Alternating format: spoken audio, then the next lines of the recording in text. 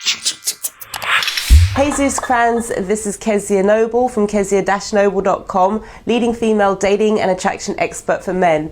And today in this video, I'm going to show you how to take your online dating success and turn it into offline dating success. My first tip, try and avoid romantic restaurants for a first date. They might sound good in theory, but in reality, they can actually be quite high pressurized environments. You don't want to make the woman feel uncomfortable or that you're force feeding romance to her.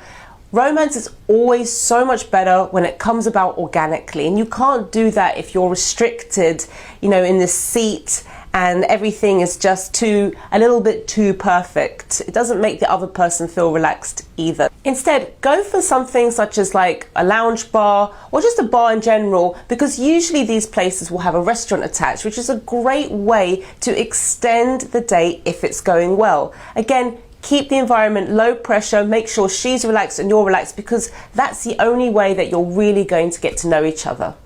Okay, my second tip, and this sounds like an obvious one, but make sure you keep the conversation 50-50.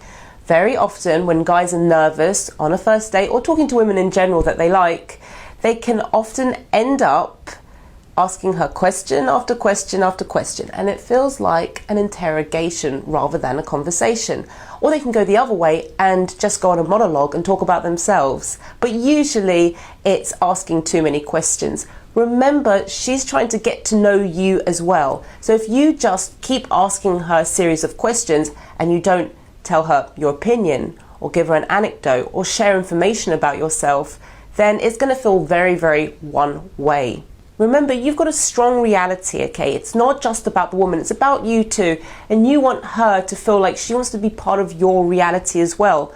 So make sure that you convey your personality, your interests, your hobbies, anything else about yourself in equal measure to what you're asking her.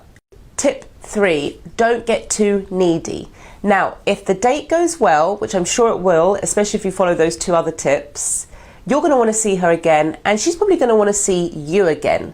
But that's the point where you don't want to come across as too eager, too needy.